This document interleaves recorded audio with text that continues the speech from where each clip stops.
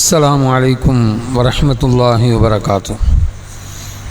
إن الحمد لله نحمده ونستعينه ونستغفره ونعوذ بالله من شرور أنفسنا ومن سيئات أعمالنا.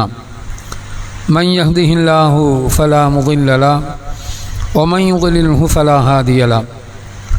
وأشهد أن لا إله إلا الله وحده لا شريك له وأشهد أن محمدًا عبده ورسوله. أما بعد، فقد قال الله تعالى في القرآن العظيم وفي الفرقان المجيد: فأعوذ بالله من الشيطان الرجيم. بسم الله الرحمن الرحيم.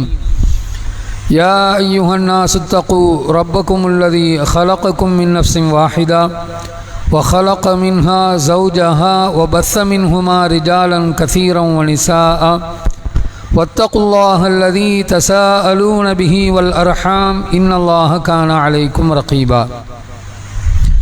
يا أيها الذين آمنوا اتقوا الله وقولوا قولا سديدا يصلح لكم أعمالكم ويغفر لكم ذنوبكم ومن يطع الله ورسوله فقد فاز فوزا عظيما.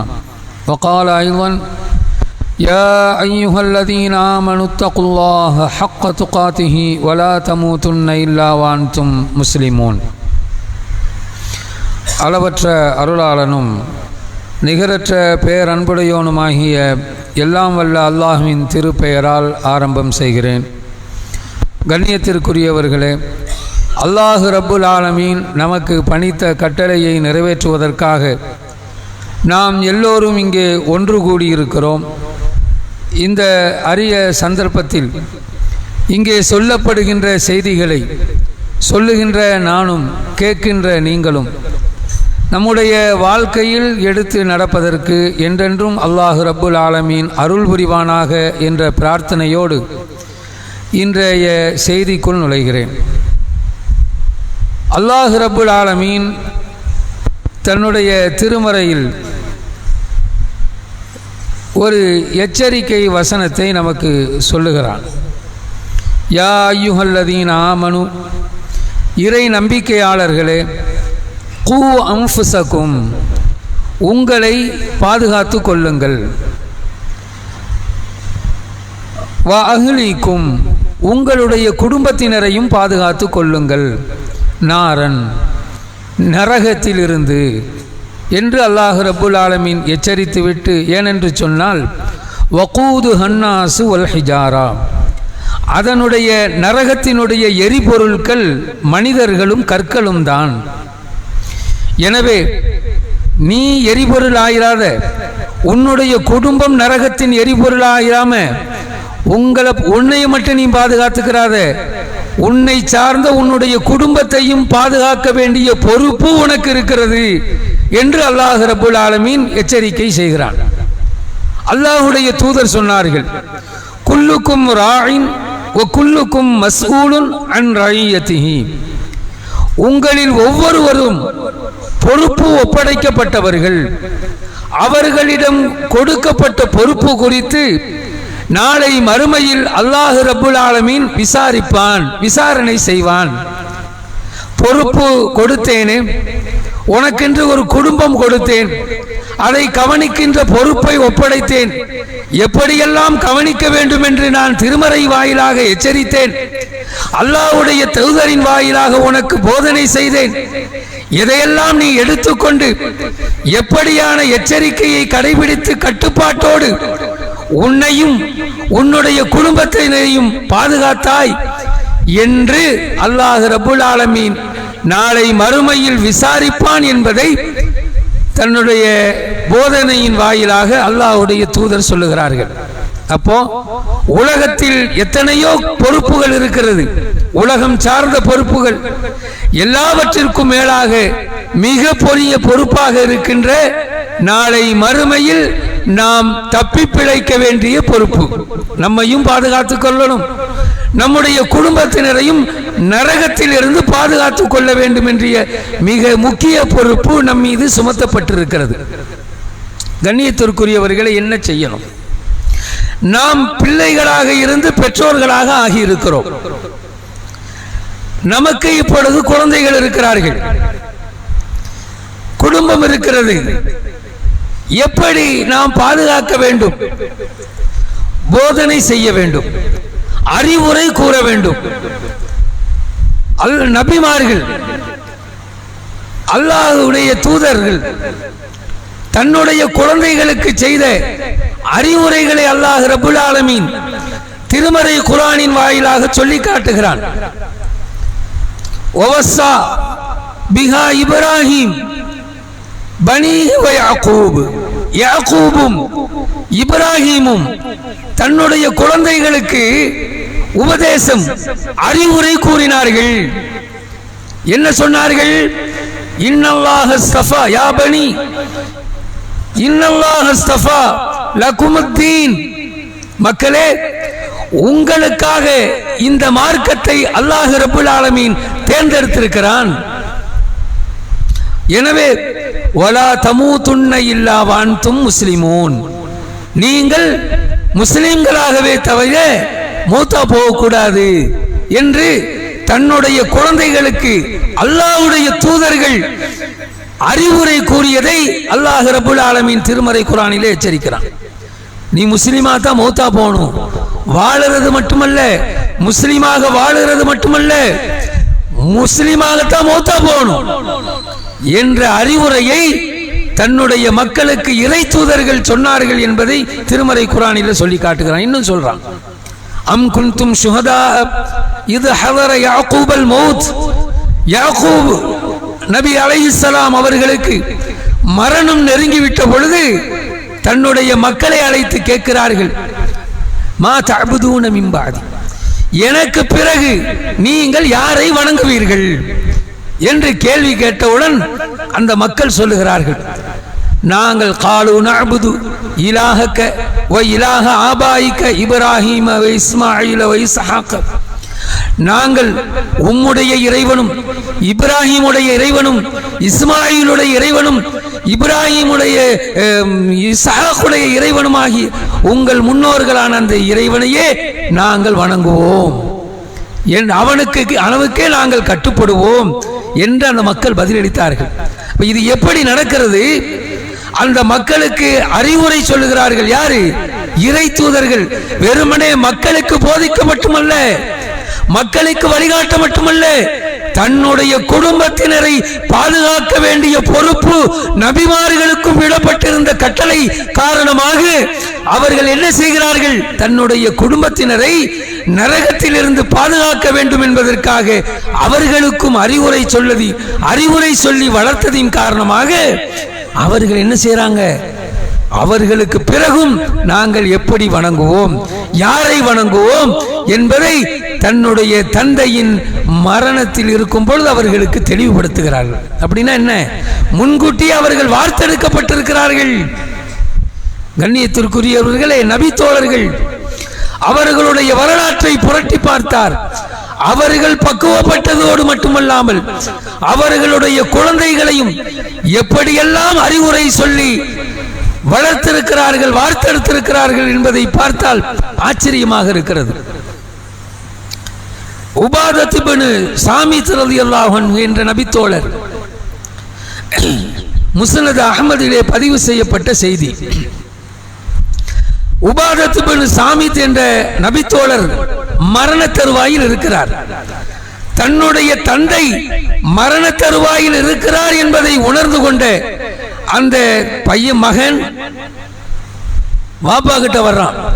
வந்து, யாபத்தா, தந்தையே, ஔசீனி, எனக்கு அறிவுரை கூறுங்கள், வஜித்தஹிதிலி, நீங்கள் சிரமத்தில் இருக்கீங்க, மரண வேதையில் இருக்கீங்க, ஏழாமையில் இருக்கிறீங்க என்றாலும் கூட எனக்காக முயற்சி எடுத்துக்கொண்டு எனக்கு அறிவுரை கூறுங்கள் என்று மகன் வாப்பாட்ட வந்து கேட்கிறார்.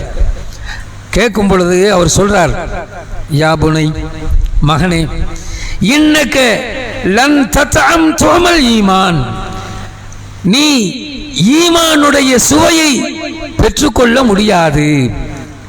எதுவரை?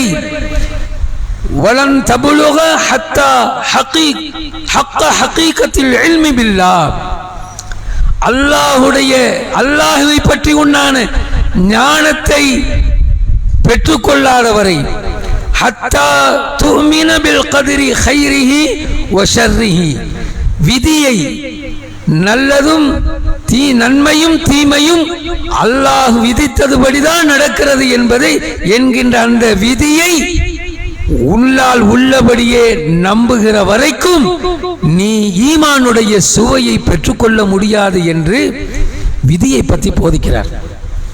அல்லாஹ்வை பற்றி அறியணும். அவன் ஏற்படுத்தி வைத்திருக்கின்ற விதியை கண்டிப்பா நீ நம்பணும். நம்பினாதான் நீ ஈமானுடைய சுவையை, ஈமானில் முழுமை பெற முடியும் என்று தன்னுடைய மகனுக்கு விதியை பற்றி போதிக்கிறார். எதை பத்தி நாமெல்லாம் கண்டுக்கிறதே கிடையாது. விதியை பத்தி என்னைக்காவது யோசிச்சிருப்போமா? அவர் எதை பத்தி சொல்றாரு பாருங்க.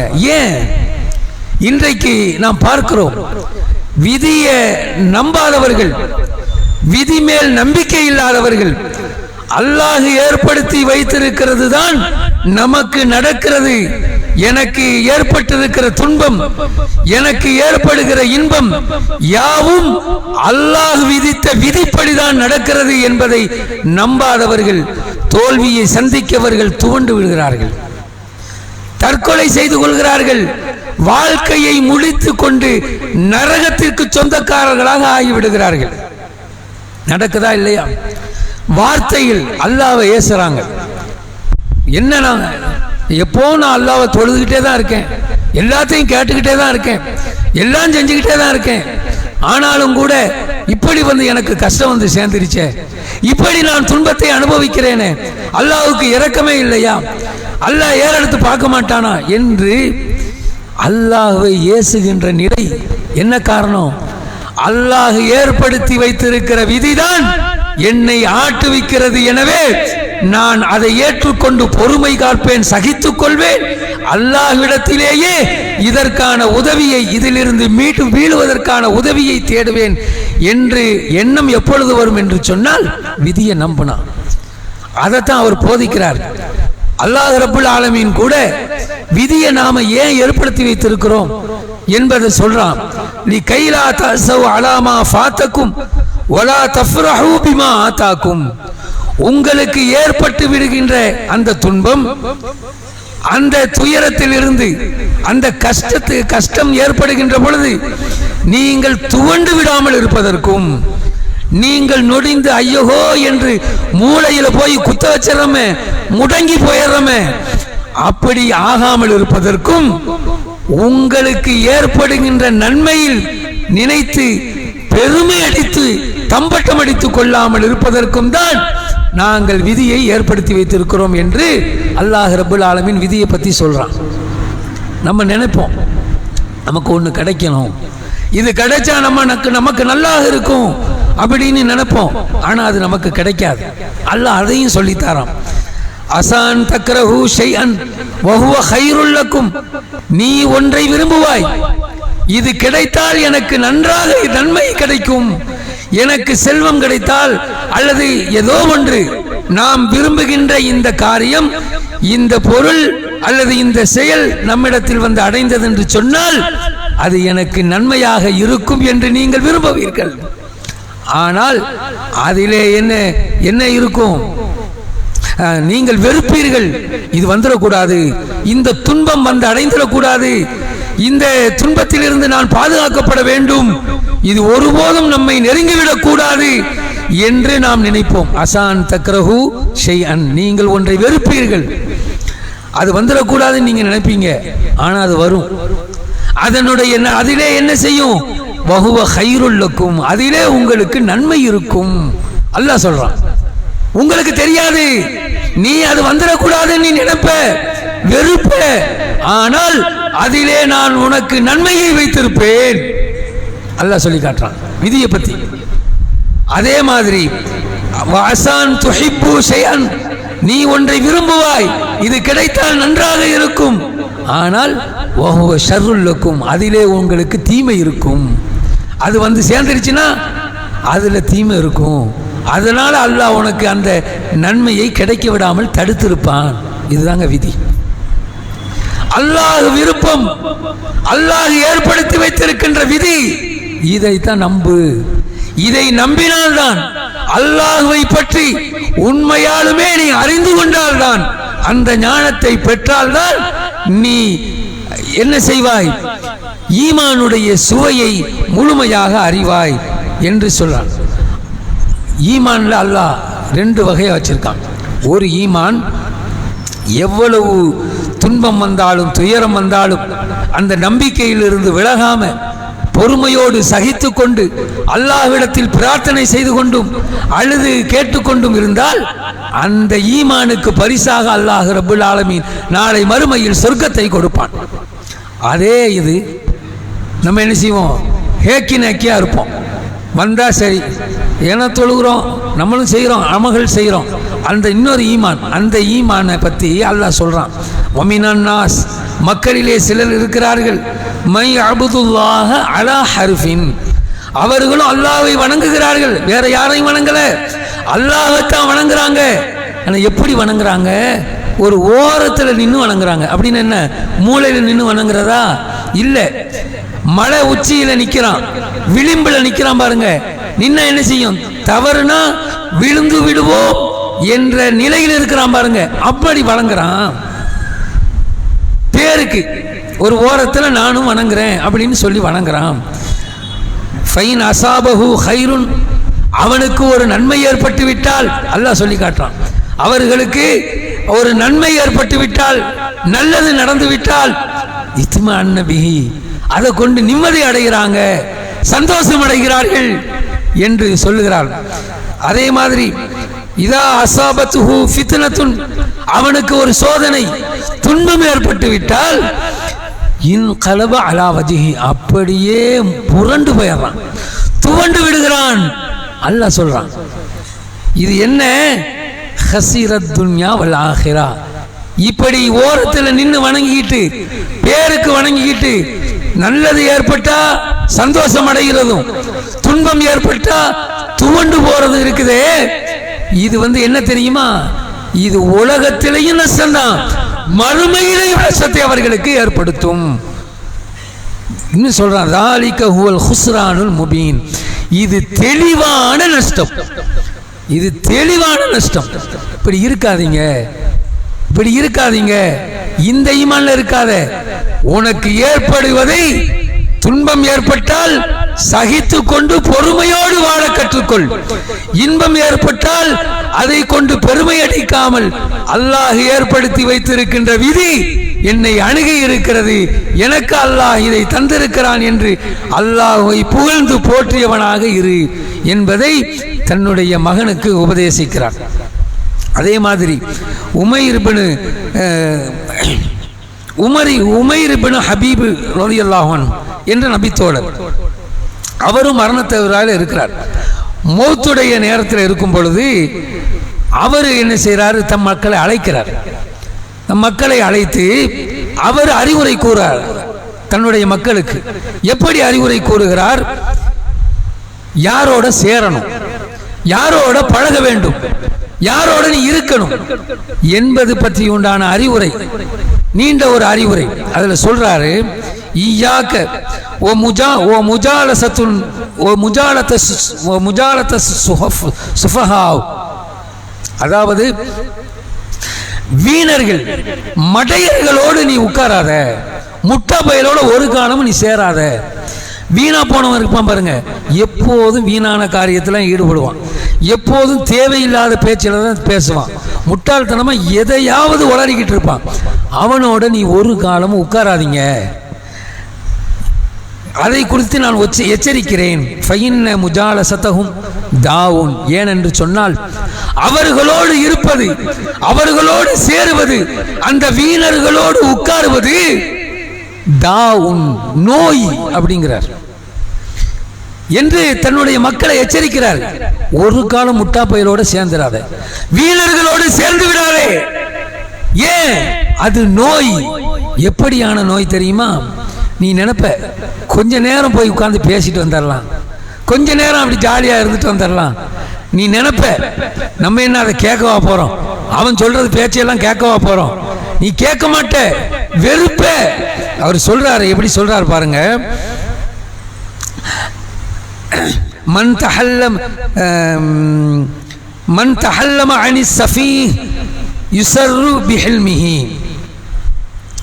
அதாவது யார் அறிவை கொண்டு யோசித்து அந்த வீணர்களோடு சேராமல் விலகி கொண்டார்களோ அவங்க மகிழ்ச்சி சந்தோஷமாக இருப்பார்கள். ஒமை யுஹிப்புஹு, யார் அந்த வீணர்களோடு சேருவதை முட்டாப்பையோடு உட்கார்ந்து இருப்பதை விரும்புகிறாரோ அவர் என்ன செய்வார்? எந்தமு கை சேதப்படுவார். இப்படி நம்ம வாழ்க்கையை தொலைச்சிக்கிட்டு நிற்கிறோமே, சொன்னாங்களே கேட்கலையே என்று கை சேதப்படுவார் அப்படின்னு சொல்லிட்டு சொல்றாரு. மல்லாய கர்ரபில் கலீல், அவனுடைய பேச்சையெல்லாம் நீ வெறுப்ப, இருந்தாலும் கொஞ்ச நேரம் போய் உட்கார்ந்துட்டு வருவோன்னு நீ நினைப்ப, அது நாளடைவில் என்னத்துக்கு ஆகும் என்று சொன்னால் மிம்மா யஅதி பிஹி ஸஃபீஹ் யகர்ரபில் கஸீர், அவனுடைய அந்த செயல்பாடுகள் எல்லாம் அதிகமாக நீ விரும்ப ஆரம்பிப்பா. கொஞ்ச நேரம் கேட்டுட்டு வர்றேன்னு சொல்லிட்டு நீ போனவன் போய் உட்கார்ந்து அவரை கேட்க கேட்க நீ என்ன செய்வ? அவனுடைய அந்த அதிகமான வீணான பேச்சுகளுக்கு, அந்த செயல்களுக்கு நீயும் ஆட்பட்டு விரும்ப ஆரம்பிச்சிருவ என்று தன்னுடைய மக்களுக்கு தன்னுடைய மரண தருவாயில் உபதேசிக்கிறார். அதே மாதிரி இன்னும் சொல்றார். ஒமை யஸ்பிர் அலாமா யக்ரஹு, யார் யுதுரிக் மா யுஹிப்பு, ஒன்று கிடைக்க வேண்டும் என்று விரும்பி அது கிடைக்காமல் இருப்பதை வெறுக்கிறாரோ அவர்கள் பொறுமை மேற்கொள்ளட்டும். ஒன்று விரும்புகிறோம்னு சொன்னால் உடனே கிடைக்கல அப்படின்னு நிராசையாயிராம என்ன செய்யணும்? பொறுமை மேற்கொள்ளட்டும். அவர் மக்களுக்கு உபதேசம் செய்கிறார். இதா அராத அஹதுக்கும் ஐய அமுர பில் மஅரூஃப், அது நன்மையை உங்களில் ஒருவர் நன்மையை ஏவ நாடினால், வயன்ஹா அனில் முன்கர், மக்களை தீமையை விட்டும் தடுக்க விரும்பினால், ஃபல் யுஅத்திம் நஃப்ஸஹு, அவர் பிஸ்ஸப்ரி அலல் அதாயி, அவர்களுக்கு ஏற்படுகின்ற நன்மையை ஏவுகின்ற பொழுது தீமையை தடுக்கின்ற பொழுது ஏற்படுகின்ற அந்த தொல்லைகளில் இருந்து அந்த துயரங்கள் அந்த தீங்கு வந்து சேரும். சும்மா இருக்க மாட்டோம். நம்ம போய் தீமையை தடுத்தோம்னா நம்மளை சும்மா விட்டுருவானா? தொல்லை தருவான். அப்படி தொல்லை துன்பம் ஏற்படுகின்ற பொழுது பொறுமையாக இருந்து அந்த தொல்லையை சகித்து கொண்டால், சகித்து கொண்டு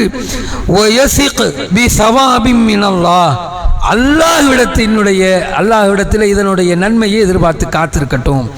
ஃபைன்னஹு மன் யஸிக் பி ஸவாபின் மினல்லாஹ் லா யஜிது மஸ்ஸத் அதா, அப்படி அல்லாஹ்விடத்தில் நன்மையை ஏவி தீமையை தடுக்கின்ற பொழுது ஏற்படுகின்ற அந்த துன்பங்களுக்கான கூலியை அல்லாஹ்விடத்தில் எதிர்பார்த்தவர்களாக உறுதியாக காத்திருப்பவர்களுக்கு இந்த உலகத்தில் ஏற்படுகின்ற துன்பம் எந்த ஒன்று தீங்கையும் விளைக்காது, எந்த ஒரு நஷ்டத்தையும் ஏற்படுத்தாது என்று தன்னுடைய மக்களுக்கு உபதேசம் செய்கிறார் என்பதை நாம் பார்க்கிறோம்.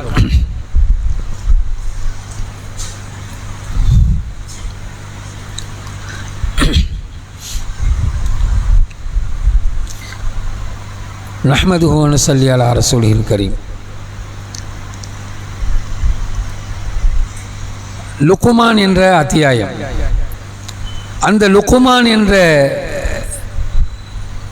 நல்ல மனிதர் தன்னுடைய மகனுக்கு செய்த உபதேசங்களை எல்லாம் திருமறை குர்ஆனில் லுக்மான் என்ற அத்தியாயத்தில் சொல்லி காட்டுகிறார். அவர் சொல்றார், யா புனை, மகனே, அகிமிஸ் ஸலா, தொழுகையை நிலைநாட்டு, வஅமுரு பில் மஅரூஃப், நன்மையை ஏவு, வன்ஹ அனில் முன்கர், தீமையை தடு, வஸ்பிர் அலா மா அஸாபக், உனக்கு ஏற்பட்டிருக்கின்ற அந்த தொல்லைகள் துன்பங்களிலிருந்து பொறுமை காத்திரு, இன்ன ஸாலிக மின் அஸ்மில் உமூர், இதுதான் காரியங்களில் உறுதிமிக்கது என்று லுக்மான் என்ற அந்த நல்ல மனிதர் தன்னுடைய மகனுக்கு நிறைய உபதேசம் செய்கிறார். அதில் குறிப்பான இந்த உபதேசத்தையும் செய்கிறார். கண்ணியத்திற்குரியவர்களே, சிந்தனை செய்து பாருங்கள். நம்ம என்றைக்காவது மக்களை கூப்பிட்டு தன்னுடைய பிள்ளைகளை அழைத்து உபதேசம் செஞ்சிருக்கிறோமா? அல்லாஹ்வை பற்றி, அல்லாஹ்வுடைய அச்சத்தை பற்றி, அல்லாஹ்வுடைய மார்க்கத்தை பற்றி, அல்லாஹ்வுடைய தூதரை பற்றி, தொழுகையை பற்றி, இன்னும் என்னென்ன தீமைகள் இருக்கிறதோ அதனுடைய எச்சரிக்கை, அதற்கு கிடைக்க அதை செய்தால் ஏற்படுகின்ற விளைவை குறித்து, என்னென்ன நன்மைகள் இருக்கிறதோ அதை செய்தால் ஏற்படவிருக்கின்ற அந்த நல்ல பரிசுகள் குறித்து என்றைக்காவது விலைக்கு பேசி இருக்கிறோமா? யோசிச்சு பாருங்க. என்னைக்காவது பேசி இருக்கிறோமா? நாம உலகத்தில் என்னுடைய பிள்ளை, என்னுடைய குழந்தை, அவனுடைய எதிர்காலம் நன்றாக அமைய வேண்டும் என்பதற்காக என்னென்ன முன்னேற்பாடுகளை எல்லாம் செய்கிறோம். நம்முடைய கடின உழைப்பை கூட கொடுக்கிறோமே. எதுக்கு? இந்த உலகத்தில் என்னுடைய குடும்பம் நன்றாக வாழ வேண்டும், என்னுடைய பிள்ளைகளுடைய எதிர்காலம் சிறந்து விளங்க வேண்டும் என்பதற்காக எவ்வளவு சிரமங்களை மேற்கொள்றோம். எவ்வளவு எண்ணி பாருங்க, நினைச்சு பாருங்க. இது இந்த உலகத்தில் சிரமம், உழைக்கணும், கஷ்டப்படணும். உலகத்தில் பிள்ளைகள் சந்தோஷமாக இருக்க வேண்டும், நன்றாக படிக்க வேண்டும், நல்ல எதிர்காலத்தில் சிறப்பாக அவர்கள் வாழ வேண்டும். தப்பே இல்லை. முயற்சியில் அந்த முயற்சி தப்பே கிடையாது, கண்டிப்பாக செய்ய வேண்டும். அதுவும் கொடுக்கப்பட்ட பொறுப்பு, அந்த குறித்து விசாரிப்பான் அல்லாஹ். ஆனால் அதே சமயம் அதைவிட மிக மேலான பொறுப்பாக இருக்கின்ற மறுமையில நரகத்திலிருந்து நம்மையும் பாதுகாத்து நம்முடைய குடும்பத்தினரையும் குறிப்பாக நம்முடைய குல குழந்தைகளையும் பாதுகாக்கணுமே. என்ன செஞ்சோம்? இப்படி நபிமார்கள் பிள்ளைகளை அழைத்து உபதேசம் செய்தார்களே, சொன்னோமா? சொல்லி இருக்கிறோமா? என்றைக்காவது அடே விளையாடி கொண்டிருக்கின்ற இப்ப விளையாட்டு பள்ளி விடுமுறை காலங்கள் தானே, இந்த காலத்தில் அதிகமாக என்ன செய்யறாங்க? செல்போன், கைபேசியில காலத்தை தொலைச்சுக்கிட்டு இருக்கிறான். தொழுகைக்கு அழைப்பின் ஓசை கேட்டாலும் கூட அதை பற்றி உண்டான கவனமற்று இருக்கிறான். என்னைக்காவது எச்சரிக்கிறோமா? தொலைப்போ, வாங்க சொல்லியாச்சு, ஓடு, அடித்து விரட்டி இருக்கிறோமா? 10 வயசை தாண்டிச்சுன்னா அடிச்சு தொலை சொல்லுன்னு சொன்னாங்கல்ல, அந்த உபதேசத்தை எல்லாம் பல முறை கேட்டு இருக்கிறோமே. என்னைக்காவது நம்ம குழந்தையை சொல்லி இருக்கிறோமா? தன்னுடைய குற்றத்தை மறைப்பதற்காக பொய் பேசி இருக்கிறான், பொய் பேசுவான். அத தன்னுடைய குழந்தையை பாதுகாக்கிறதுக்கு நம்ம என்ன செய்வோம் தெரியுமா? அவன் சொல்ற பொய்யை நம்பி அப்படிலாம் செஞ்சிருக்க மாட்டான், நீங்க ஏதாவது தப்பா சொல்லுவீங்கன்னு மக்கள் இடத்திலிருந்து தன்னுடைய குழந்தையை பாதுகாக்கிறதுக்கு அவனை நம்ம தாழ்ச்சா பண்ணுவோமே, அவனுக்கு சப்போர்ட் பண்ணுவோமே, ஒரு பொய்யுக்கு உறுதியானையா இருப்போமே. கண்ணியத்திற்குரியவர்களே, இப்படி நாம் விடுவது அவன் பார்த்துக்கிட்டே இருப்பான். நம்முடைய குழந்தை நம்ம வாட்ச் பண்ணிக்கிட்டே இருக்கும். எப்படி, எதை பத்தி கேட்கிறாரு? உலகத்தினுடைய அனைத்து விஷயங்களையும். படிச்சியா? ஹோம்ஒர்க் செய்தியா?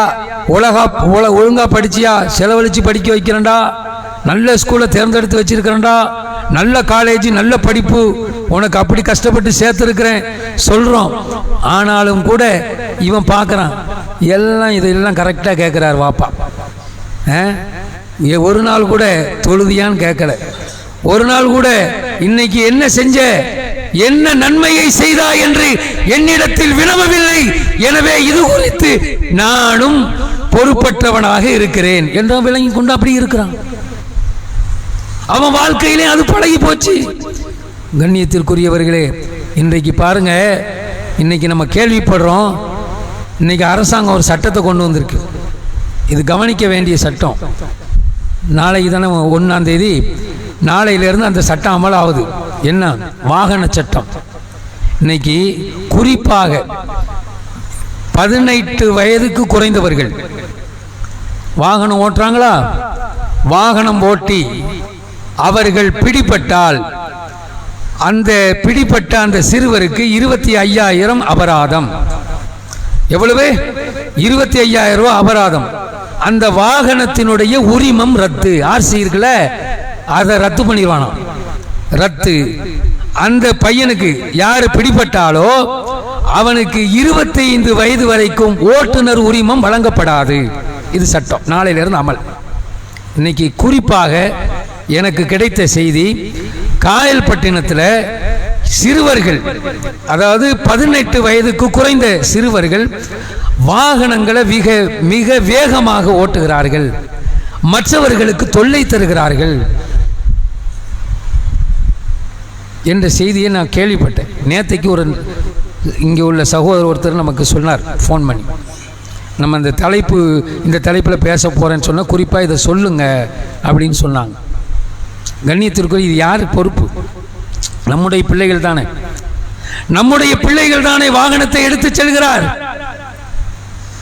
நம்ம இந்த ஊரில் குறிப்பாக வெளிநாட்டில் இருப்போம், அந்த உரிமத்தை யார் பேரில் வாங்கி வச்சுருப்போம்? மனைவி பேரில் வாங்கி வச்சுருப்போம். வாங்கி வச்சுருந்தா என்னத்துக்காகும்?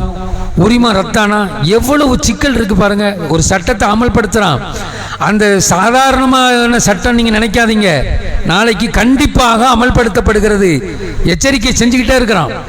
25,000 அபராதம், 25 வயசு வரைக்கும் ஓட்டுநர் உரிமம் கிடையாது, ஓட்டுநர் அந்த வண்டிக்குண்டான லைசன்ஸ் உரிமம் ரத்தாகும், கிடைக்கவே கிடைக்காது. நேற்று எடுத்துருப்போம் வண்டியை, இன்னைக்கு பையன் எடுத்துட்டு போவான், உரிமம் ரத்தானா ஓட்டவே முடியாது, விற்கவும் முடியாது. யோசிக்கிறங்க. பிள்ளைகளுக்கு உபதேசம் செய்யுங்க. உபதேசம் செய்யும் பொழுதுதான் நாம் நல்ல பெற்றோர்களாக, பொறுப்புள்ள பெற்றோர்களாக, நாளையில் மறுமையில் நாம் விசாரிக்கப்படுகின்ற பொழுது, கொடுக்கப்பட்ட பொறுப்பு குறித்து விசாரிக்கப்படுகின்ற பொழுது அல்லாஹ்விடத்தில் நீ கொடுத்த பொறுப்பை எல்லாம் சரிவர நிறைவேற்றி இருக்கின்றேன் இறைவா என்று பதில் சொல்லக்கூடிய நிலையில் இருக்கின்ற பெற்றோர்களாக நம்மை எல்லாம் அல்லாஹ் ரப்புல் ஆலமீன் ஆக்கிய அருள் புரிவானாக என்று சொல்லி நிறைவு செய்கிறேன். வாஹிர் தவானா அனில் அல்ஹம்துலில்லாஹி ரப்பில் ஆலமீன். அஸ்ஸலாமு அலைக்கும்.